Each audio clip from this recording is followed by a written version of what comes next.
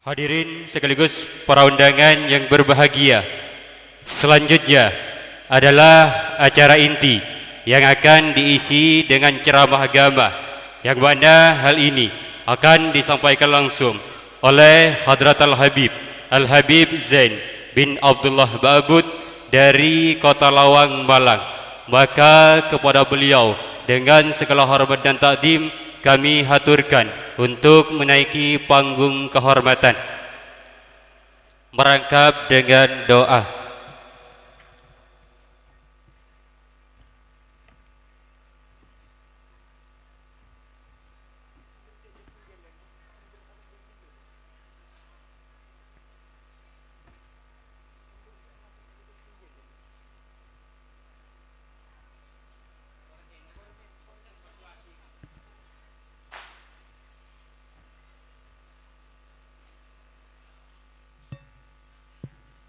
Paring de setujana alumni seorang lengkina korse se dari dejana pentas de setujana alumni nyon lengkina korse se dejana pentas matur sekalangkong.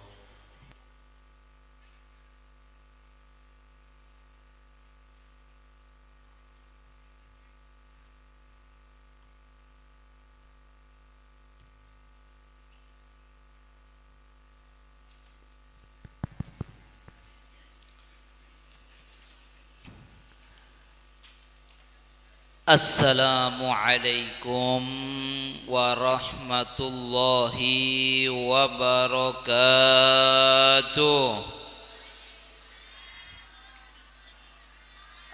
Alhamdulillah, wassalatu wassalamu ala rasulillah Sayyidina Muhammad ibn Abdullah wa ala alihi wa sahbihi wa man wala wala hawla wala quwwata illa billah.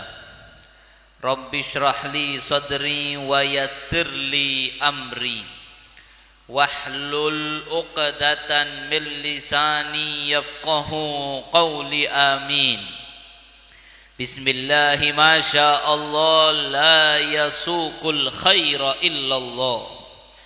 Bismillahi masya Allah la yasrifus su'a illallah. Bismillahi masya Allah ma kana min ni'matin famin Allah. Bismillahi masya Allah la hawla wala quwwata illa billah. Yang saya hormati dan saya muliakan, kepada para habaib yang hadir, wabil khusus kepada Al-Habib Ali Zainal Abidin Maulad Dawilah mata'anallahu bituli hayatihi syarifah. Mudah-mudahan beliau sehat walafiat, panjang umur. Dan juga kepada para alim ulama, para kiai yang mana mereka adalah warathatul anbiya, pewaris daripada Nabi kita Muhammad sallallahu alaihi wasallam.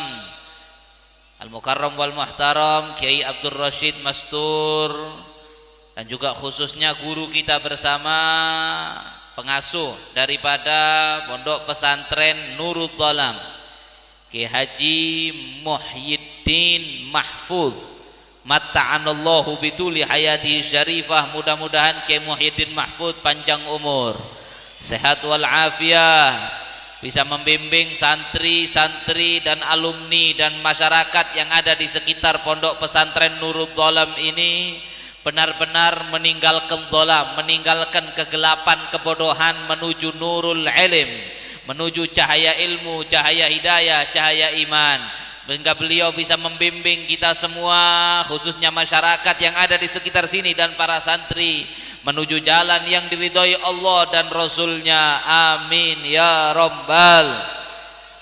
Dan juga kepada para kiai yang lainnya, banyak kiai yang hadir, tidak dapat saya sebutkan namanya satu persatu tanpa sedikit pun mengurangi rasa hormat dan ta'zim kami kepada beliau-beliau, kepada para mudarrisin, para asatid, pengajar daripada Madrasah Nurul Dhalam yang kami muliakan, wali santri, tokoh masyarakat, Bapak Kepala Desa kalau ada yang hadir, tokoh masyarakat akhina Haji Syahrawi juga yang kami muliakan, seluruh hadirin hadirat yang dimuliakan oleh Allah Subhanahu.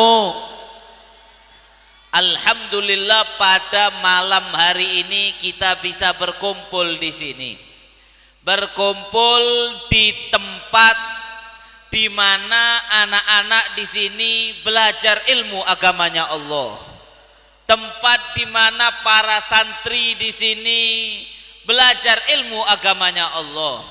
Yang mana dalam satu hadis Nabi sallallahu alaihi wasallam bersabda, "Innal malaika la tadau ajnihataha li talibil ilm ridwan bima yasna." Sesungguhnya para malaikat itu akan menundukkan, melandaikan sayapnya kalau melihat ada santri yang sedang belajar. Jadi kalau ada santri lagi belajar ilmu agama, malaikat datang. Kemudian hanya saja kita enggak melihat, malaikat datang dilandaikan sayapnya sebagai wujud malaikat itu ridho, senang dengan apa yang diperbuat santri tadi. Maka kita sekarang duduk di tempat santri belajar ilmu agama, insya Allah kita dapat berkahnya banyak malaikat di sini. Amin ya Rabbal, amin ya Rabbal alamin. Dan masya Allah kita duduk di sini sekarang dalam rangka pengajian juga, haflah imtihan. Di sini kita pengajian. Orang mukmin itu, ini saya yakin yang hadir mukmin semuanya. Orang mukmin itu kata Nabi, la yashba'al mu'min min khair yasma'u hatta yakuna muntahahu al jannah. Kata Nabi, orang mukmin itu tidak akan pernah merasa kenyang daripada ilmu kebaikan yang mereka dengarkan. Orang mukmin itu dengar ilmu agama senang. Kurang. Sekarang sudah pengajian, besok ada pengajian lagi, datang lagi. Besoknya ada pengajian lagi, datang lagi.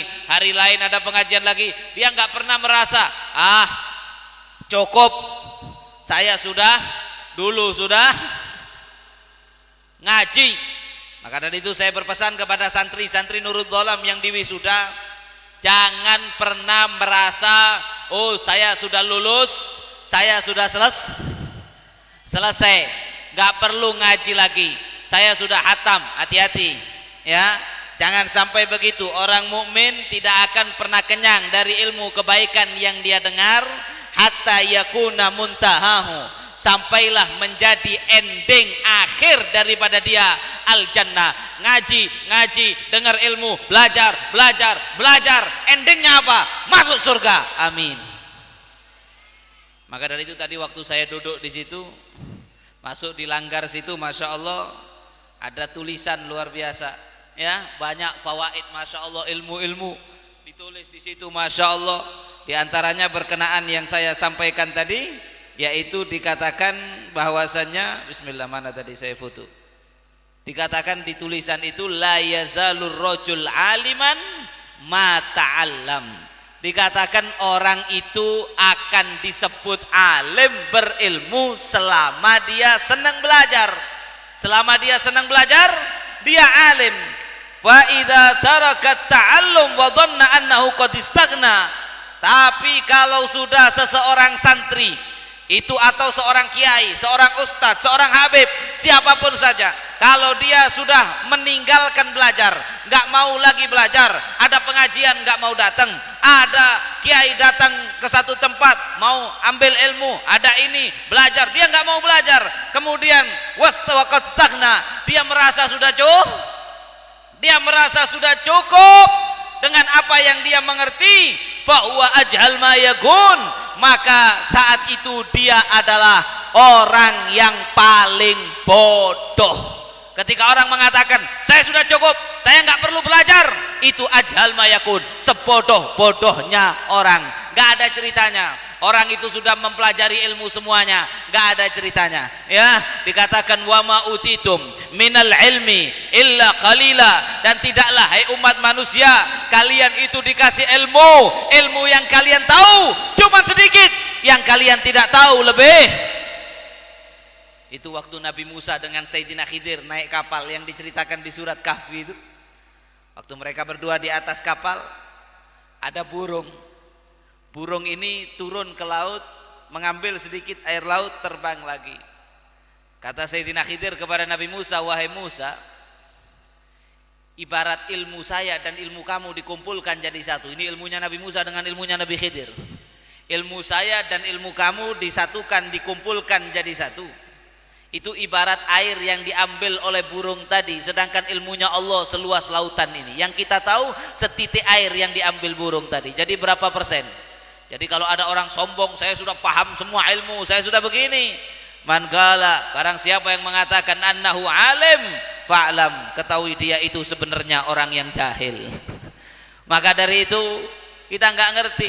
Dan seandainya dituliskan, itu di surat Kahfi yang akhir juga, seandainya dituliskan ilmunya Allah, seandainya pohon-pohon dijadikan pena, lautan dijadikan tinta untuk menulis ilmunya Allah, enggak akan cukup. Walau ji'na bimithlihi madada, walaupun sudah sekali ditulis habis itu laut untuk jadi tinta, didatangkan sekali lagi tetap enggak cukup. Makanya kita enggak mungkin bisa belajar semua ilmu, tapi kita akan selalu bermanfaat kalau kita terus belajar,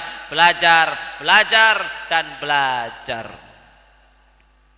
Allah berfirman, syahidallahu annahu la ilaha illa huwa wal malaikah wa ulul ilm. Perhatikan, Allah bersaksi bahwasanya tiada Tuhan selain Dia, selain Allah. Selain Allah yang bersaksi, kata Allah, malaikat dan orang yang punya ilmu. Perhatikan ayat ini. Allah itu bukan berarti makomnya sederajat, bukan. Menyandingkan antara zatnya Allah, malaikat, dan orang punya ilmu.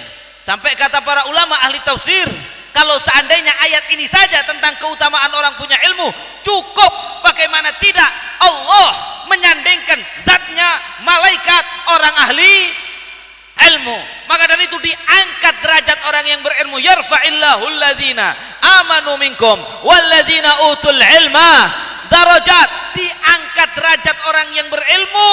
Manusia itu derajatnya diangkat cuma karena dua. Satu, karena iman. Iman itu pun didapat karena ilmu. Dua, karena ilmu. Diangkat derajatnya orang yang berilmu, kata Sayyidina Abdullah bin Abbas, bisa bi'imi'ati darajah ma baina darajatain masira khamsami'ati amin. Orang berilmu, santri-santri yang ngaji, paham ilmu, mengamalkan ilmu, diangkat derajatnya pada hari kiamat 700 derajat dibanding orang yang tidak berilmu. Satu derajat ke derajat yang lain kalau ditempuh perjalanan 700 tahun. 500 tahun baru sampai. Tinggi 700 derajat, lebih tinggi. Satu derajat ke derajat yang lain 500 tahun baru sampai. Makanya ketika Allah berfirman, "Qul hal yastawi alladziina ya'lamun walladziina la ya'lamun." Katakan wahai Muhammad, apakah sama orang yang ngerti ilmu dengan yang tidak ngerti ilmu? Maksudnya kata Imamul Haddad, la yastawuna abadan la fid dunya wala fil akhirah. Tidak sama orang berilmu dengan tidak berilmu, enggak sama. Di dunia sudah enggak sama, di akhirat betul. Sekarang sampean kalau ada orang berilmu cium tangan, betul apa tidak? Dihormati, bahkan mengalahkan orang yang punya jabatan. Apalagi orang Madura, hebat, luar biasa takzimnya sama ulama. Betul, ini hebat. Ada klebun datang, kiai datang, sampean lebih hormat yang mana? Padahal klebun kepala desa. Ada bupati datang, kiai datang, sampean pilih cium tangan yang mana? Oh, lihat. Gubernur datang, apalagi gubernur sampean nggak bisa cium tangan, perempuan soalnya. Presiden sama kiai datang bersamaan, yang sampean cium tangannya yang mana? Lihat, di dunia sudah nggak sama, apalagi nanti di akhirat. Yasfa' yaumal qiyamah tsalat. Nanti yang akan memberi syafaat pada hari kiamat nanti 3 kata Nabi. Yang pertama al-anbiya, Yang pertama para nabi. Nabi itu tentunya punya kuota syafaat paling banyak. Nabi Muhammad sallallahu alaihi wasallam mempunyai namanya syafaatul uzma, syafaat yang sangat agung, bahkan bisa memberi syafaat kepada ahlil kabair min ummatih. Maka kemudian setelah para nabi, yang bisa memberi syafaat paling banyak nomor 2 adalah al ulama, para ulama, baru syuhada. Luar biasa derajatnya ulama. Bahkan seandainya ditimbang tintanya para ulama dengan darahnya orang yang mati syahid, akan menang tintanya ulama, lebih mulia di mata Allah dari darahnya orang yang mati syahid. Ala kulli hal, ilmu ini luar biasa. Ilmu luar biasa. Maka sampean beruntung bapak-bapak, kalau punya anak mengaji di Madrasah Nurul Dhalam ini tadi, dapat ilmu yang manfaat, bisa jadi ahli ilmu, orang tuanya beruntung. Tadi waktu diangkat naik ke atas panggung, best of the best. Wah. Orang tuanya bangga apa tidak? Bangga enggak orang tuanya? Anaknya naik di atas panggung, difoto, dapat hadiah best of the best. Orang tuanya ikut naik panggung juga tadi ya. Bangga. Padahal yang pinter anaknya. Kadang-kadang bapaknya yang naik panggung ya kurang bisa ngaji, tapi ikut dihormati. Barokahnya anaknya. Betul. Begitulah di dunia, begitu juga nanti di akhirat. Makanya sampean punya anak mondok, cari ilmu agama, untung sampean. Ada hadis, perhatikan, Nabi sallallahu alaihi wasallam bersabda, kata Nabi, man qara al-Qur'an wa amila bima fihi ulbisa walidahu tajan yaumal qiyamah dau ahsan min daui syamsi law kanat fikum fi buyutid dunya fama dhannukum billati amila biha. Kata Nabi, barang siapa yang baca Quran, mon beda orang baca Quran, mengamalkan isinya, berarti ngerti, ini harus alim. Ada anak sampai ngaji sampai lancar baca, sampai ngerti ilmu tafsir, mengerti ketika baca bismillahirrahmanirrahim. Contohnya apa? Innamal khamru wal maisir wal ansabu wal azlamu rijsun min amali syaitan fajtanibuhu la'allakum tuflihun. Innama yuridu syaitan an yuqi'a bainakumul adawata wal baghdha'a fil khamri wal maisir wa yasuddakum an dzikrillahi wa 'anis salati fa hal antum muntahun. Shadaqallahul azim. Artinya sesungguhnya minuman keras, sabu-sabu, pokoknya khamr, judi, ngadu ayam, chip, slot, itu judi semuanya. Minuman keras dan judi rijsun min amali syaitan, adalah perkara kotor, kecih, najis, menjijikkan daripada perbuatan setan. Kata Allah, fajtanibu, jauhilah, jangan dekat-dekat kalau pengen selamat. Innama yuridu syaitan, sesungguhnya setan itu kepengen ayyuki abainakumul adawata wal baghdha'a fil khamri wal maisir, agar kalian itu bermusuh-musuhan, agar kalian itu saling benci gara-gara minuman keras dan gara-gara judi. Wa yasuddakum an dzikrillah wa 'anis shalah, membuat kalian itu malas salat, lupa kepada Allah, salatnya kacar-kacir gara-gara bingung ngeslot, salatnya terlepas. Beda. Gara-gara ngadu ayam, sholatnya lepas. Ada. Maka setan kepingin sampean masuk neraka gara-gara judi, gara-gara minum-minuman. Fahal antum muntahun. Kata Allah, berhenti enggak? Apa kata Madura? Ampuh nih. Ampuh enggak? Berhenti enggak? Yang ngomong gitu Allah. Kalau enggak berhenti, waduh, kebacut sampean. Keterlaluan. Yang nyuruh berhenti Allah. Saya enggak bahas minuman keras sekarang. Tapi kalau seandainya ada anak baca ayat itu tadi paham, kemudian diamalkan, oh kalau gitu saya nggak mau minum minuman keras, kalau gitu saya nggak mau nyabu, kalau gitu saya nggak mau ngadu ayam, kalau gitu saya nggak mau judi, saya nggak mau ngeslot, saya nggak mau ngecip, karena paham ayat ini, dia baca Quran, paham, diamalkan, ulbisa walidahu tajan yaumal qiyamah, bapaknya, ibunya, anaknya yang ngaji, bapaknya nanti pada hari kiamat diberi mahkota oleh Allah, tawahsan min dawi syamsi, cahaya yang keluar dari mahkota ayahnya tadi lebih terang daripada cahaya matahari menerangi bumi. Bapaknya nanti dipanggil fulan, bapaknya fulan, dikasih mahkota, padahal orangnya nggak bisa ngaji. Fulanah bisa goreng tempe tapi nggak bisa ngaji, dikasih mahkota oleh Allah. Kenapa? Anaknya dulu ditaruh di Madrasah Nurul Dhalam misalnya, dipondokkan ke sana kemari sampai mengerti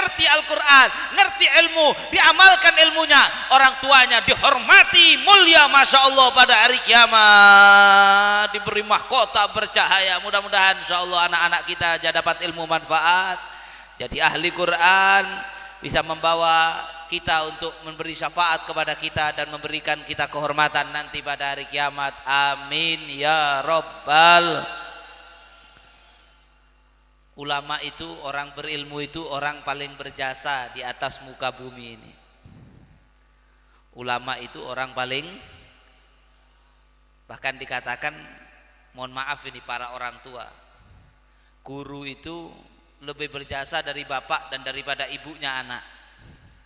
Sampai dikatakan abuka salasa, orang tua kamu itu 3. Yang pertama abuka alladzi waladak, bapak yang melahirkan kamu, bapak kandung kamu, bapak ibu kandung kamu, itu orang tua nomor 1. Yang kedua walladzi zawwajaka ibnata, yang menikahkan kamu dengan putrinya, apa kata Madura, mertua. Orang tua pertama, orang tua kandung, orang tua kedua, mertua. Yang ketiga alladzi 'allamak, yang mengajarkan ilmu agama. Ini ustadz-ustadz, kiai-kiai, mudarris, Kiai Muhyiddin Mahfud di sini mengajar santri-santri, itu orang tua bagi mereka. Wa huwa afdaluhum. Dan yang ketiga yang mengajarkan ilmu agama adalah orang tua yang paling afdol daripada nomor 1, nomor 2, nomor. Kenapa? Kata Imam Yahya Ibn Mu'adz radhiyallahu taala anhu, beliau mengatakan bahwasannya al ulama arham bi ummati Muhammad min abaihim, para ulama itu lebih cinta kepada umatnya Nabi Muhammad daripada bapak ibunya sendiri. Bagaimana bisa begitu? Li'anna aba'ahum wa ummahatahum yahfadunahum min narid dunya, dikarenakan orang tua kandung itu biasanya hanya bingung untuk menjaga anaknya daripada bahaya api dunia. Orang tua bingung kalau anaknya sakit diberobatkan, anaknya lapar dikasih makan, anaknya haus dikasih minum, hal-hal duniawi. Akan tetapi guru itu yahfadzunahum min naril akhirah, guru yang berjasa menyelamatkan anak daripada api neraka di akhir. Kalau bukan mereka, kita ini kalau bukan karena jasanya guru masuk neraka. Betul? Sampean kalau nggak sholat masuk neraka, iya kan? Orang kalau nggak sholat masuk. Sampean bisa sholat, siapa yang ngajarin? Bisa baca Fatihah, siapa yang ngajarin? La sholata liman lam yaqra bi Fatihatil kitab, kata Nabi. Orang kalau nggak baca Fatihah sholatnya nggak sah. Kalau sudah sholatnya nggak sah, apalagi nggak sholat, kata Nabi, inna awwala ma yuhasabu bil abd yaumal qiyamah as-shalah. Nanti hari kiamat belum ditanya yang lain, pertama ditanya masalah sholat. Kalau sholatnya beres, yang lain beres. Sholatnya nggak beres, langsung masuk. Sampean bisa sholat, bisa baca Fatihah, bisa baca Quran, sehingga berkat sampean sholat tadi, sampean insya Allah masuk surga. Siapa yang ngajarin? Sampean bisa wudhu dengan benar, wudhunya sah. Siapa yang ngajarin waktu kecil? Guru. Betul apa tidak? Orang walaupun sholat, kalau wudhunya nggak sah, sholatnya nggak sah. La sholata liman la wudhu alahu. Orang kalau dia itu sholat tidak punya wudhu, sholatnya nggak sah. Siapa yang ngajar sampean? Oh, wudhu membasuh wajah, batasannya dari tempat manbatu sya'ar, tumbuhnya rambut di atas sampai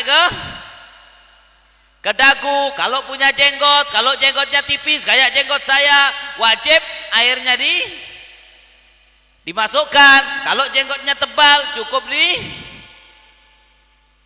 luarnya. Kemudian kalau seandainya kanan kiri, mohon maaf, batasan kanan kirinya, oh dari apa ini namanya, telinga, awal telinga sampai sini, akhirnya sampean paham. Itu diajarin siapa? Kalau bukan karena diajarin dulu, sampean nggak tahu wudhu ininya kering, sah nggak wudhunya?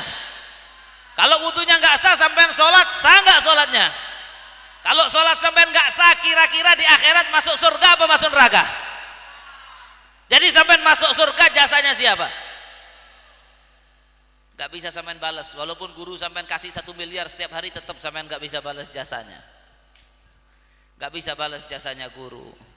Sampean wudhunya bisa benar, sholatnya bisa benar, Sampean bisa beda sama hewan gara-gara guru. Saya juga. Manusia sama hewan sama-sama punya nafsu, betul. Kata Imam Hasan Al-Basri, laulal ulama la saran nas mithil bahaim. Kata Imam Hasan Al-Basri, kalau bukan karena ulama, manusia itu akan sama seperti hewan. Apa contohnya hewan? Motak, patek, gih. Sampai nggak percaya, kalau bukan karena jasanya ulama, orang itu nggak ada bedanya sama patek. Sampai tahu patek itu kalau tedung ngantuk, datang waktu subuh, adzan subuh, Allahu Akbar, Allahu Akbar, dia dengar ngeding adzan, dia wudhu abajeng subuh apa terus tedung boleh? Patek, tedung, beda patek itu terus ambil wudhu, terus dia mikir, oh ini kalau saya nggak sholat ini masuk neraka ini, kalau saya nggak sholat subuh, waduh, kata Nabi sholat itu yang memisahkan antara seseorang dengan kesyirikan, faida tarokaha fakot asrok, orang kalau ninggal sholat sudah syirik, orang kalau ninggal sholat masuk neraka. Ada patek berpikir begitu? Nggak ada. Azan subuh, patek dengar, bangun dikit, tedung boleh, gih, mon orang penyuates tak pada, alhamdulillah. Sampai mon bengeding adzan subuh, walaupun leso ngantuk, mulai pengajian pulangnya malam, capek, nafsunya pengen karena nafsunya manusia sama patek sama, bab nafsu sama, tapi beda. Sampean ketika dengar adzan subuh nafsunya pengen tidur, tapi sampean sadar ada kewajiban, oh ini saya wajib sholat.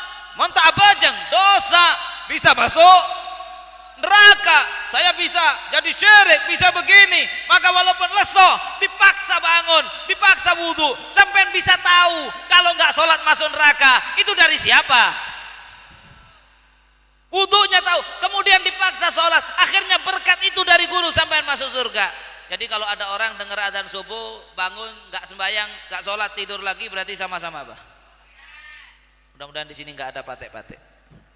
Manusia semuanya insya Allah. Itu namanya kal an'am bal hum adol. Seperti hewan, bahkan lebih hina dari hewan. Kalau patek tak abejeng memanglah patek.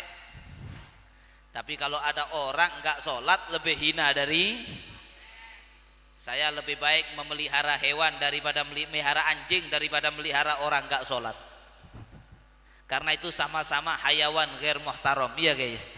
Kalau di Safinatun Najah itu, ya kan bab tayamum ada hayawan ghair muhtaram. Di situ ada kalbun akur, watarikus sholah, wazani muhsan. Ya, ada di kitab itu. Hewan yang tidak terhormat, anjing galak, orang tidak Ya Allah. Kalau masih ada yang seperti patek, di-upgrade kembali ke manusia. Jangan meninggalkan Masya Allah. Kalau patek tak abajeng, nanti di akhirat tidak masuk neraka. Hewan itu dijadikan tanah oleh Allah. Ketika nanti dibangkitkan, hewan dibangkitkan, patek juga dibangkitkan pada hari kiamat, kemudian dijadikan tanah. Udah, kalian jadi tanah. Tapi kalau orang nggak sholat masuk neraka, maka mereka mengatakan, ya laitani kuntu, aduh seandainya saja dulu saya itu patek, saya jadi tanah, nggak masuk neraka. Nyesal jadi manusia gara-gara nggak sholat, gara-gara nggak beriman kepada Allah. Sampean itu bisa beda dengan hewan, jasanya ulama, jasanya guru. Patek lagi, patek tadi kalau lapar mau makan, mohon maaf kalau ini kasar, saya nggak tahu ya, pokoknya bisa dipahami. Kalau mau makan, lapar, ada makanan oleh hewan tadi, langsung dimakan apa dipikir dulu ini halal apa haram? Langsung dimakan. Dia nggak peduli ini punya saya, bukan punya saya, ini halal, hak orang lain. Wong namanya aja anjing, nafsunya lapar langsung. Tapi kalau sampean kan tidak sama, alhamdulillah. Berkat ujarannya guru, diajarkan jangan sampai makan kecuali yang halal, jangan minum kecuali yang halal. Diajar oleh guru, bahwasannya man akalal haram, barang siapa yang makan haram, maka atau kullu lahmin nabata min haram fannaru aula bihi. Kalau sampean masa makan makanan haram, tumbuh daging daripada makanan haram, itu akan dibakar api neraka. Maka kalian orang yang berilmu, orang yang ngaji, berkat jasanya guru, kalau mau makan, oh halal dimakan, haram tidak dimakan, ya. Dikasih uang orang, halal diterima dimakan. Oh haram mencuri, ini orangnya maling, orangnya rentenir, ngasih sampean uang, ya jangan kalau sampean nggak tahu jangan dimakan, haram, bahaya. Man akalal haram lam yuqbal minhu, barang siapa yang makanan haram, lam yuqbal minhu sarfan wala adlan arba'ina yauman, kata Nabi. Barang siapa yang makan makanan haram, ibadahnya wajib, sunnah, abajeng, puasa, sedekah, tak terima 40 hari. Semenjak dia makan, kalau tiap hari makan haram, ya udah nggak diterima semuanya. Ada sekarang orang alako nggak peduli, yang penting dapat PCW halal haram nomor 2. Apa kerjanya? Jual narkoba. Apa kerjanya? Bandar togel, bandar ngadua ayam. Sudah Beb, jangan bicara halal haram. Ini sudah 2022 ya. Yang haram saja susah, apalagi yang halal. Kata Nabi, man lam yubali min aina iktasabahul mal, lam yubalillah min aina adkhalahun nar. Barang siapa yang tidak peduli dari mana dia dapat uang, dari halal apa yang haram, Allah pun tidak peduli mau memasukkan dia ke neraka yang mana nanti. Na'udzubillah, amin. Jadi kembali ke anjing tadi, anjing kalau lapar langsung dimakan. Kalau sampean dilihat dulu halal apa, sampean bisa beda sama anjing berkat jasanya. Kalau ada orang makan halal haram, halal dimakan, haram dimakan, enggak jelas. Satu lagi contohnya, anjing tadi kalau syahwatnya datang, sama, sampean punya syahwat, anjing juga punya syahwat. Anjing syahwatnya datang, lihat patek perempuan,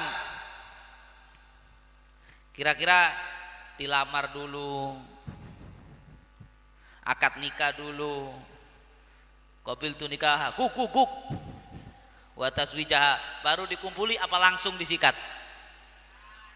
Namanya anjing. Tapi kalau sampean kan nggak sama, alhamdulillah. Sampean kan diajari sama guru, wala takrobus, diajari jangan mendekati, innahu kana fahishatan wa sa'a sabila. Zina itu kotor, jijik, menjijikkan, seburuk-buruknya jalan. Sehingga padahal syahwatnya sama. Anjing laki-laki lihat anjing perempuan tertarik, syahwatnya datang, sama. Sampean juga begitu, lihat perempuan syahwatnya bisa datang, betul. Yang laki-laki betul seperti itu. Kalau nggak datang malah bahaya, nggak normal sampean. Apalagi kalau sampai laki syahwat ke laki, waduh itu lebih rusak dari patek. Patek saja nggak syahwat sesama jenis. Oke, nggak bahas itu sudah. Ya, masya Allah, nafsunya sama. Akan tetapi seseorang karena diajar oleh gurunya tahu, oh zina bisa menyebabkan masuk neraka, zina dosanya begini. Nabi bersabda, man zana bi imra'atin fatahallahu fi qabri thamaniyata abwab. Barang siapa yang zina dengan satu perempuan, dibukakan di kuburnya 8 lubang, takhrut min tilkal abwab hayyat wa aqarib, keluar daripada lubang-lubang itu kala jengking, ular menyengat dia, menggigit dia dari hari pertama dia masuk kubur ila yaumil qiyamah, sampai hari kiamat. Hati-hati yang suka zina, tobat. Inna zuna ya'tuna yaumal kiamat tashta'il furujuhum naron. Ini Nabi yang bicara. Kata Rasulullah, orang yang suka zina belum tobat, mati pada hari kiamat datang dalam keadaan kemaluannya, keluar apinya terus, nggak bisa padam. Terbakar tidak berhenti selama proses nanti di hari kiamat. Keluar asap, baunya busuk, sampai orang lain tersiksa dengan bau busuk daripada asap yang keluar dari apinya yang membakar kemaluannya orang yang berzina. Maka ketika seorang lelaki syahwatnya datang lihat perempuan, oh kalau istri saya ya nggak apa-apa. Kalau bukan istri, belum punya istri, ya caranya istikharah, musyawarah, kalau cocok dilamar, dinikahi, baru syahwatnya disalurkan. Kalau beb istrinya syahwat sama istrinya orang bagaimana? Pulang ke rumah kumpul sama istrinya sendiri. Innal mar'ah idza akbalat ala surati syaitan. Kata Nabi, perempuan itu kadang-kadang kalau datang itu wajahnya diriasi sama setan. Bukan perempuannya yang salah, kadang-kadang setan meriasi wajahnya biar kita tertarik. Maka kata Nabi, kalau kalian, kata Nabi, melihat perempuan kemudian tertarik dan itu tidak halal untuk kalian, falyati ahlah, pulang ke rumah, mohon maaf, kumpuli istrinya sendiri. Fa inna ma'aha mithlal ladzi ma'aha. Apa yang kamu lihat di perempuan di jalan itu, istri kamu di rumah punya sama, enggak beda. Jelas? Tapi itu tipuan itu tipuan setan. Maka sampean paham, oh ini tipuan setan. Tidak apa-apa, syahwat saya alirkan ke istri yang halal. Sampean bisa seperti itu, jasanya siapa? Akhirnya sampean selamat dunia akhirat. Gara-gara itu jasanya guru, nggak sama anjing. Tapi sekarang kalau ada orang laki-laki kelihatan perempuan tertarik, langsung dikejar, langsung diajak check in ke hotel, diajak zina, berarti sama dengan apa? Cuma bedanya anjing nggak pakai ke hotel, beda tipis. Tapi ya tetap mirip anjing. Na'udzubillah, amin. Sudah, masya Allah. Maka dari itu guru ini jasanya luar biasa, nggak bisa dibalas, dan termasuk orang itu berhasil nggak berhasil dapat ilmu, manfaat nggak manfaat ilmu tergantung hubungan sama gurunya. Dikatakan sab'un min mi'ah, 70% daripada santri-santri ini berhasil nggak berhasil dapat ilmu manfaat tidak manfaat, 70% ternyata yang menjadi faktor utama bukan masalah kecerdasan, ketekunan, kerajinan belajar, itu kalau ditotal cuma 30%. Sab'una min mi'ah, 70% daripada kuwatur rabithah bainal murid wa baina syaikhih, daripada bagaimana kekuatan hubungan antara santri dengan, kalau santri tadi dengan gurunya bagus, santri tadi dengan gurunya adabnya luar biasa, gurunya ridho, maka santri tadi insya Allah ilmunya manfaat. Tapi kalau santri tadi walaupun cerdas, pinter, apal hadis ini, ayat ini, masya Allah, alfiyah, yang lain 3 tahun, dia 3 bulan hafal semuanya, cerdas, giat, tapi kurang ajar sama gurunya, tidak punya akhlak, tidak punya adab kepada gurunya, pasti nggak mungkin manfaat ilmunya, nggak mungkin manfaat. Bahkan dikatakan ad-darru syai' 'alal murid taghayyur qalbu syai' 'alaih. Yang paling berbahaya bagi santri, dan ini santri bukan hanya yang masih kecil begini, yang sudah tua tetap mazilna toliban. Kita ini sampai kapanpun santri, kan kita belajar terus. Nggak ada mantan kiai, nggak ada mantan guru. Beb, itu guru saya dulu, sampai sekarang itu guru kamu. Siapa yang dulu mengajarkan ilmu kepada kamu, sampai sekarang itu guru kita. Dan yang paling berbahaya kepada santri adalah berubahnya hati seorang guru kepada santri tersebut. Dan santri tadi kalau sudah kualat sama gurunya, walaupun dia datang ke ulama dari ujung masyrik sampai maghrib, walaupun dia datang sowan ke ulama mulai dari ulama ujung barat dunia sampai timur dunia, minta ridhonya ulama lain, lam yastati'u, seluruh ulama lain tidak bisa memperbaiki keadaannya dia, hatta yardha anhu syaikhuh, sampai gurunya ridho kepada dia. Hati-hati, ridhonya guru nomor 1. Makanya dulu para ulama itu mengatakan, diantaranya Abu Yazid Muhammad bin Alwi al-Maliki, selalu qaddimil khidmah ala ta'allum. Kalau perlu ke guru itu khidmat dahulukan, taklim nomor 2. Sampean kenal Sayyidina Abdullah bin Abbas yang begitu alim luar biasa. Itu dikatakan Sayyidina Abdullah bin Abbas itu ilmunya bisa begitu luar biasa, penyebabnya simple. Gara-gara dulu Nabi mau wudhu sama Sayyidina Abdullah bin Abbas, airnya dituangkan. Sayyidina Abdullah bin Abbas khidmat nuangkan air untuk wudhunya Nabi. Selesai Nabi wudhu, dipegang kepalanya Sayyidina Abdullah bin Abbas, didoakan Allahumma faqihhu fiddin wa 'allimhu ta'wil. Didoakan sama Nabi, berkat karena Nabi ridho dengan khidmatnya, merasa terbantu dengan ringan, khidmat ringan, menuangkan air wudhu, didoakan sama Rasulullah, Allahumma faqihhu fiddin, ya Allah jadikanlah Abdullah bin Abbas ini faqih dalam urusan agama, pinter dalam urusan agama. Wa'allimhu ta'wil, dan berikanlah dia ilmu mengenai ilmu ta'wil. Subhanallah, berkat khidmat itu tadi jadi alim luar biasa. Di Hadramut dulu ada namanya Al-Allamah. Siapa yang tidak kenal Al-Habib Alwi bin Syihab radhiyallahu taala anhu? Dikatakan Habib Alwi bin Syihab itu dulu sama gurunya dikasih tugas buat teh untuk tamu-tamunya gurunya. Santri yang lain ngaji, Habib Alwi buat teh. Yang lain ngaji karena gurunya banyak tamu, ini nggak berhenti buat teh terus. Sampai sama teman-teman santri yang lain dibilang, "Hei Alwi, kamu sudah ketinggalan, weh Alwi. Kita sudah hafal ini itu, kamu buat teh terus." Akhirnya Habib Alwi waktu itu masih kecil, masih santri, ngomong sama gurunya, dibilang, "Syekh, wahai guru, Habib, katanya teman-teman saya begini." Apa kata gurunya? "Wahai Alwi, jangan khawatir, jaga beter. Setiap kamu menjamu tamu-tamu saya, buat teh untuk tamu-tamu saya lihat kamu menuang teh, saya ridho kepada kamu, wahai Alwi. Maka wahai Alwi, pandangan ridho saya kepada kamu akan memberikan kamu ilmu manfaat. Kamu akan lihat nanti teman-temanmu yang katanya sekarang ngajinya mengalahkan kamu, nanti belajar sama kamu." Subhanallah.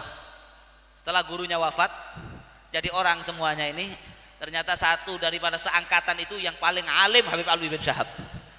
Murid-murid yang lainnya dulu teman-teman pondoknya hadirin di majelisnya Habib Alwi bin Syihab, ya, ngaji sama Habib Alwi bin Syihab. Berkat apa? Berkat pandangan ridho dari seorang guru. Sekarang kita tanya, gimana caranya dapat pandangan ridho dari guru? Guru itu manusia.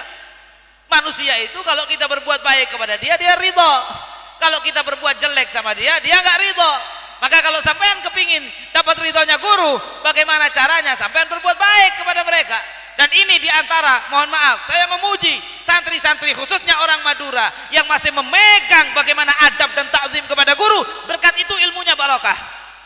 Mohon maaf, ketika di tempat lain banyak orang yang belajar ilmu agama, keluar alirannya melenceng-melenceng, jadi liberal, jadi ateis, jadi begini, ngawur-ngawur. Di Madura masih lumayan, ya ada juga yang begitu, tapi lebih sedikit, saya akui. Kenapa? Mungkin mereka masih terjaga karena berkat adabnya sama gurunya luar biasa, diridhoi sama gurunya sehingga dijaga oleh Allah, nggak sampai keluar dari jalur. Mungkin yang keluar dari jalur itu santri Madura yang dulu kurang ajar sama gurunya, yang nggak mengikuti ajaran-ajaran yang telah diajarkan oleh kiai-kiai zaman dahulu. Apalagi kalau sudah belajar di universitas, mohon maaf, zaman sekarang nggak ada lagi takzim dari murid ke guru, nggak ada. Kadang-kadang, mohon maaf, bukan berarti saya melarang belajar di universitas, silahkan. Tapi saya katakan ilmu agama lebih barokah dipelajari di pondok daripada di universitas. Karena sekarang di universitas-universitas besar itu mahasiswa yang pinter mendebat gurunya. Nggak ada khidmat mahasiswa kepada dosennya, jarang. Tapi kalau santri kepada kiainya ada, itu barokah. Kalau sudah murid ini tadi jelek adabnya kepada guru, biasanya kualat. Dan kadang-kadang nggak main-main kualatnya. Kualatnya bisa sampai naudzubillahi min dzalik, kadang-kadang sampai murtad di akhir hayatnya, ma'asyiral muslimin. Jam 11 sudah, dikit lagi. Syekh Abdul Qadir Al-Jailani, kenal Syekh Abdul Qadir Jailani? Siapa yang nggak kenal Syekh Abdul Qadir Al-Jailani? Syekh Abdul Qadir Jailani waktu jadi santri, beliau santri masih paling kecil, kayak yang tidur ini, ikhlas tidurnya ini, masya Allah, jangan dibangunkan, biarkan.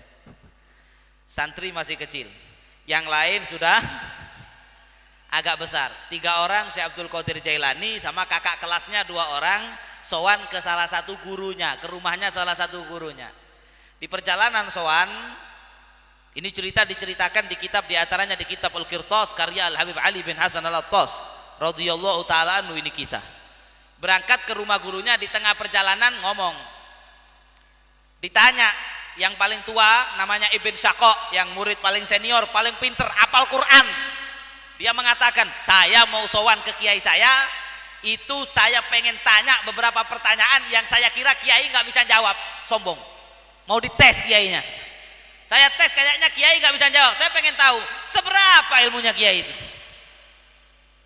Syekh Abdul Qadir Jailani ditanya, kalau kamu Kiai Abdul Qadir, kamu mau sowan ke kiai tujuannya apa? Kata Syekh Abdul Qadir Jailani masih kecil, saya nggak ada tujuan saya mau cium tangannya, minta doa, minta barokah, mudah-mudahan dapat keberkahannya, saya dapat ilmu manfaat.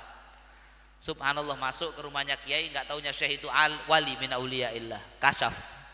Masuk ke rumahnya orang alim itu tadi, Syekh Abdul Qadir Jailani dipanggil, salam, dicium tangannya kiainya, dipegang kepala Syekh Abdul Qadir Jailani, mengatakan, "Hei Abdul Qadir, kamu nanti akan menjadi pemimpin daripada seluruh aulia, seluruh walinya Allah seakan-akan tunduk di bawah lututmu," kata orang alim itu. Dan betul, Syekh Abdul Qadir Jailani pada akhirnya jadi pemimpin seluruh aulia di zaman beliau. Duduk, yang orang yang santri besar nih tadi mau ngomong, mau tanya pertanyaan tadi. Ketika dia mau ngomong, langsung si kiai ini, si guru mengatakan, "Uskut fa inni ajidu min kalamika raihatal kufur." Diam kamu, nang kakek. Kamu jangan ngomong. Saya cium daripada bau mulut kamu ini, bau kekafiran. Kamu nggak usah ngomong. Fala'allaka tamut ala ghair Islam, ala ghair dinil Islam. Kamu kayaknya bakal mati tidak membawa Islam. Malah mangkel si santri. Kiai nggak bener, masa saya mau tanya, karena niatnya jelek tadi, adabnya kurang ajar. Kiai kok mau dites, mau dijatuhkan di depan tamu-tamunya biar nggak bisa jawab, biar malu. Subhanallah, pulang dia nggak merasa apa-apa. Efeknya ternyata lama, sekian tahun, 10-20 tahun jadi orang besar, jadi ulama juga. Si orang ini jadi ulama diundang debat sama seorang pendeta Kristen di Konstantinopel pada waktu itu di Eropa. Ketika debat dengan orang Kristen, sebelum debat taruhan. Kalau saya menang, kamu masuk Islam. Kamu menang, saya masuk Kristen. Setelah taruhan, debat kalah. Bukan karena Islam yang kalah, dia yang kalah. Islam selalu ya'lu wala yu'la. Kalah orang ini tadi, irtad, masuk Kristen. Na'udzubillah min dzalik. Dan setelah murtad jadi orang Kristen bertahun-tahun, ketemu temannya dulu di pondok, ditanya, "Kamu dulu hafal Quran, sekarang kok jadi begini pakai salib? Apa kamu masih ingat ayat Quran?" Dia sambil tersenyum, dia mengatakan, "Lupa." "Masa lupa? Ada satu ayat yang saya ingat." "Apa?" "Tamatta bi kufrika qalilan fa innaka min ahlin nar." Satu-satunya ayat yang dia ingat, disisakan itu sama Allah. Artinya gini, artinya bersenang-senanglah kamu sebentar dengan kekafiran kamu bakal kekal di dalam neraka. Ya Allah, gara-gara apa ini? Gara-gara akhlak yang jelek kepada guru. Mohon maaf, zaman sekarang ini ya Allah, kadang-kadang orang berani ngomongkan orang alim itu berani. Maka dari itu saya mengingatkan, sebelum saya tutup ini ceramah, saya mengingatkan diri saya dan para jamaah semuanya. Dikatakan dalam kitab Manhajus Sawinya Al-Allamah Al-Habib Zain bin Smith hafizahullahu taala wa ra'ah, dikatakan di situ bahwasanya al-ghibah wan namimah. Tahu ghibah? Rasan-rasan, sama Madura rasan-rasan juga. San-rasan, adu domba, ngomongkan jelek kepada orang alim. Itu termasuk minal kabair, termasuk dosa besar. Hati-hati sampai pulang pengajian begini, kadang-kadang nanti di jalan ada orang Madura, nggak ada insya Allah. Apa Habib kok lama ceramahnya misalnya. Habib kok saya pikir besar gemuk. Kalau saya bukan ahli ilmu, mungkin kalau Habib yang lain. Ya. Apa masa kiai kopiannya miring, kiai itu tadi kok gini, kiai itu kok begini. Hati-hati. Rasan-rasan itu bukan dosa besar kalau sampai ngerasani orang biasa, tapi kalau sampai ngerasani ulama itu yu'tabar minal kabair. Masuk dosa besar, wa fa'iluhu fasik. Pelakunya itu fasik, dan banyak kata Habib bin Smith yang melakukan itu pada akhirnya mati dalam keadaan su'ul. Hati-hati, dijaga adabnya kepada orang alim, dijaga kepada guru, hati-hati murid. Jangan suka protes sama guru. Man gala li syaikhihi lima la yuflih abadan. Bukan hadis ini ya, kalamnya ulama. Barang siapa yang suka protes sama gurunya, tolong kamu catatkan ini, tolong begini. Waduh guru, kenapa kok saya, kok bukan yang lain? Kenapa disuruh begini? Kenapa? Protes saja sama gurunya. Yang begitu biasanya la yuflih, nggak sukses biasanya selama-lamanya. Keilmuan nggak sukses, kerja nggak sukses, nanti susah semua hidup sampean kalau sudah suka protes sama guru. Sudah jadi seperti santri-santri Madura zaman dulu itu, masya Allah, adabnya sama guru, takzimnya sama guru. Dikatakan laisa min adabil mu'min at-tamalluk illa fi talabil ilm. Dikatakan di kitab Ihya Ulumuddinnya Al-Imamul Ghazali, sebenarnya memang bukan adabnya seorang mukmin tamalluk. Tamalluk itu nunduk-nunduk sama orang, itu bukan adabnya mukmin. Illa kecuali fi talabil ilm. Kecuali dalam urusan ilmu itu dianjurkan nunduk-nunduk begitu. Ke orang ahli ilmu begitu. Kalau sama orang kaya, sama orang punya jabatan jangan nunduk-nunduk sampean. Jelas ya? Pertahankan ini hebatnya Madura ini, jangan sampai luntur. Kalau di tempat lain kadang-kadang enggak, ada orang alim gini. Begitu bupati, begitu miliuner, yati man tawadhu'a li ghaniyin li ghinahu. Dalam hadis yang lain, man qabbala yada ghaniyin li ghinahu dhahaba anhu thulutsa dinih. Barang siapa yang mencium tangannya orang kaya hanya karena kekayaannya, menunduk kepada orang kaya karena kekayaannya, hilang sepertiga agama. Hati-hati, kadang-kadang gurunya di kampung enggak dihormati, tapi kalau nanti ada kiai lain karena terkenal, hati-hati para santri. Bukan berarti kiai yang terkenal tidak harus dihormati, dihormati juga. Tapi kadang-kadang nanti karena ini terkenal, gurunya nggak terkenal, yang terkenal datang diginikan, gurunya nggak dihiraukan. Hati-hati. Belum tentu yang terkenal itu lebih mulia dari yang tidak terkenal. Dalam Ihya juga Al-Imamul Ghazali mengatakan innal abad la yunshar lahu minas sana ma bainal maghribi wal masyriq. Kadang-kadang seorang hamba itu terkenal, viral, dipuji-puji dari ujung dunia barat sampai dunia timur. Wa mayuzan indallah janaha ba'udah. Kata Imam Ghazali, ternyata di mata Allah enggak ada nilainya sekepaknya sayap nyamuk pun tidak ada. Kadang-kadang ya ada yang terkenal dan di mata Allah tinggi juga ada. Akan tetapi intinya ma'asyiral muslimin, saya pesan pada diri saya dan kepada para jamaah, khususnya kepada para santri Nurul Dhalam, para alumni daripada pesantren Nurul Dhalam, santri yang diwisuda, tetap semangat belajar sampai kapanpun, nggak ada habisnya. Yang menghabiskan waktu belajar adalah al-maut, al-lahad. Ketika masuk lahad baru berhenti belajar. Sebelum masuk jangan berhenti. Kemudian bagaimana terus kepada guru sampai kalian sudah punya cucu, punya anak, tetap adab kepada guru dijaga. Baik kepada guru itu insya Allah menentukan sukses tidak suksesnya hidup kita, menentukan manfaat tidak manfaatnya, barokah tidak barokahnya ilmu kita. Cukup, mudah-mudahan bermanfaat. Terakhir sebelum saya tutup, sampai datang pengajian seperti ini capek betul ya, leso. Biasanya sudah tidur, mungkin sekarang belum tidur, tapi jangan khawatir. Saya tutup dengan kalamnya Sayyidina Umar Ibnul Khattab radhiyallahu taala anhu. Kata Sayyidina Umar, innar rajul la yakhruj min manzilihi wa alaihi dzunub mithl jabal atihama thumma ata majlisan fa idza sami'al alim khafa wastarja an dzunubi thumma in sarafa ila manzilihi wa ma alaihi dzunub fala tufariqu majalisal ulama. Kata Sayyidina Umar, innar rajul, sesungguhnya seseorang itu kadang-kadang dia punya dosa setinggi gunung Tihama. Kalau di Madura ini gunung apa namanya? Pokoknya gunung yang tinggi. Kadang ada satu orang dosanya itu kalau ditumpuk dosanya kalau ditumpuk satu gunung. Karena sedikit lama-lama menjadi itu. Kalau sedikit, apalagi yang lakukan dosa langsung banyak. Jadi dosanya satu gunung. Kalau waktu itu dia mati, waduh, dia harus bayar itu dosa satu gunung dengan siksa mungkin beribu-ribu tahun di neraka baru bisa masuk. Tapi ketika dosanya satu gunung, dia keluar dari rumahnya, summa ata majlisan, datang ke pengajian.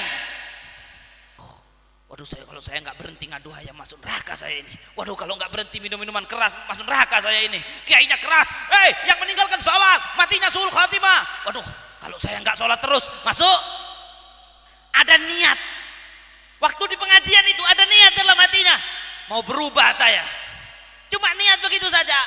Tsumma in sarafa ila manzilihi, pleman dari majelis, pleman dari pengajian, belum sampai rumahnya kita belum depak di compoknya, kita depak compoknya, mau buka pintu, wa ma alaihi dzunub, dosanya yang satu gunung sudah diampuni oleh Allah. Amin. Dosanya yang satu gunung diampuni hanya karena datang pengajian. Ketika diingatkan oleh orang alim, dia merasa takut dan dia ingin berubah. Tapi kalau ada yang datang di pengajian ketika disampaikan begitu malah marah sama kiainya, ini biasanya su'ul khotimah. Misalnya ini, bapak-bapak tadi, chip. Ada yang suka ngechip. Kiainya pas di pengajian bilang, chip haram, dosa begini-begini. Apa ini kiai, nggak bener ini. Saya berhentikan nanti mobilnya di jalan, saya bilang sama kiai, jangan ngundang yang gini lagi. Ngundang yang lembut-lembut aja, yang ceramah sholat duha, istighfar, kan enak, nggak menyinggung perasaan masyarakat. Misalnya malah marah, bukannya sadar kalau dia salah kepengen tobat, tapi malah kalau yang tadi pulang dosanya hilang, walaupun mungkin besoknya ngecip lagi, jelas, tapi waktu di majelis ada niat tobat, diampuni oleh Allah. Tapi ketika orang itu dinasehatin yang baik, malah dia marah. Hati-hati. Yang begini kebelet biasanya. Yang begini asyqa, fadzakir in nafa'atin dzikra. Saya dzakkaru mai wa yatajannabuha. Orang kalau dikasih nasihat malah yatajannab. Dikasih nasihat baik, kamu ngadu ayam disuruh tobat malah marah. Kamu mabuk-mabukan disuruh tobat, bukannya menerima malah yatajannab anin nasihah, kamu menjauh dari nasihat. Kata Allah asyqa, yang begitu biasanya celaka. Saya selanaron, saya tajannabu al asyqa alladhi, ya Allah, akan menjauh dari nasihat asyqa alladhi yaslana, akan yang menjauh orang yang celaka, yang mereka itu bakal disambar oleh an-nar al-kubra, disambar oleh api neraka yang sangat besar panasnya, tinggi panasnya luar biasa. Maka dari itu jangan sampai ada yang kalau ditegur tentang kemaksiatan marah sama orang alim yang menasihati, jangan sampai. Mohon maaf, sebajingan-bajingannya sampean kalau diingatkan orang alim, engkih kiai, siap. Kamu berhenti mabuk ya, engkih kiai, doakan kiai. Lisannya begitu, hatinya begitu. Jangan lisannya engki, hatinya jahannam. Jangan. Kalau diingatkan seperti itu, biasanya sejahat apapun terakhirnya bakal tobat. Sampai ingat ceritanya Nabi Musa sama penyihirnya Fir'aun itu. Waktu ngelempar tongkat, itu para ulama ahli tafsir membahas, kok bisa para penyihir itu dosa jadi penyihir itu udah mubikot, sebesar-besarnya dosa. Biasanya orang kalau sudah main sihir jarang dapat hidayah, tapi kok bisa penyihir Fir'aun itu dapat hidayah waktu itu langsung imannya kuat, aman Nabi Rabbi Musa. Kata para ulama, hanya karena mereka masih punya akhlak kepada Nabi Musa ketika mereka mengatakan, wahai Musa, kamu melempar dulu apa kami dulu? Ada tawaduknya. Maka Nabi Musa mengatakan, bal ulku, kalian dulu yang lempar. Berkat akhlaknya itu Allah memberikan kepada mereka, dibuka hatinya menerima hidayah. Mereka sebenarnya tobat, masuk Islam, masuk surga semuanya. Maka saya minta, sejahat-jahatnya kita, akhlak, adab kepada orang yang mengingatkan, jangan sakit Insya Allah kalau diingatkan segitu, sebajingan-bajingannya, sejahat-jahatnya, nanti akhir hayatnya oleh Allah akan diberi hidayah, kemudian akan wafat dalam keadaan husnul. Dia akan tobat nasuha, setelah tobat nasuha baru nyawanya dicabut oleh Allah dalam keadaan husnul. Maka dari itu terakhir kata Sayyidina Umar, kalau berangkat dari rumah punya dosa segunung, datang ke majelis takut dengan dosanya, pulang dosanya satu gunung hilang. Maka kata Sayyidina Umar, maka dari itu kalian fala tufariku majalisal ulama, jangan kalian tinggal pengajian-pengajian kayak gini yang kalian duduk dengar nasihat dari ulama. Fa innallaha, sesungguhnya Allah tidak pernah menciptakan turba tanah yang lebih mulia daripada majalisul ulama, daripada min majalisil ulama, daripada majelis-majelis yang di situ ada masyarakat yang mendengarkan nasihat dari para ulama. Mudah-mudahan kita semuanya husnul khatimah. Mudah-mudahan panjang umur, sehat walafiat. Mudah-mudahan senantiasa senang ngaji, belajar terus, senang mendengarkan kebaikan, dapat ilmu terus, ilmu yang manfaat di dunia wal akhirah, diberikan oleh Allah panjang umur fi taatillah, dan pada akhirnya nanti ketika datang ajal kita, dicabut nyawa kita dalam keadaan husnul khatimah. husnul khatimah, ya Allah biha, ya Allah biha, ya Allah bi husnul khatimah, amin ya rabbal. Ini yang bisa saya sampaikan. Ada kekurangan, ada kesalahan, saya minta maaf yang sebesar-besarnya. Ada kata-kata yang kurang berkenan, kata-kata yang menyinggung, saya mohon maaf. Kasar, patek-patek tadi mungkin bagi orang Madura ternyata kasar. Ya, saya belum bisa bahasa Madura, masih belajar-belajar ini. Ya, jadi kalau ada yang salah-salah, kasar, kurang sopan, para habaib, para kiai, saya minta maaf yang sebesar-besarnya. Waktunya terlalu panjang. Waduh Bib, ini sudah leso tak ambu-ambu, Habib neka acaca terus. Maka kalau terlalu panjang saya juga minta maaf. Kadang-kadang saya bingung ini, kadang Sohibul Bait kalau ngundangnya jauh, ceramahnya sebentar kecewa. Panjang takut hadirinnya leso. Jadi saya ambil tengah-tengahnya. Tapi kalau terlalu panjang saya mohon maaf yang insyaallah semakin sampai nunggu semakin leso pahalanya semakin besar. Pulang dari sini dosanya semua diampuni, karena saya yakin dosanya nggak sampai segunung. Kalau yang segunung saja dosanya diampuni, apalagi yang dosanya nggak sampai segunung, diampuni semuanya insyaallah oleh Allah. Kita semua yang hadir jadi minas suada. Hadza wal afu minkum, astaghfirullah min qaulin bila amalin, laqad nasabtu bihi naslan lidhi ukumi, amartukal khaira lakin ma i'tamartu bihi, famastaqamtu qauli lakastaqimi. Assalamu alaikum warahmatullahi taala wabarakatuh.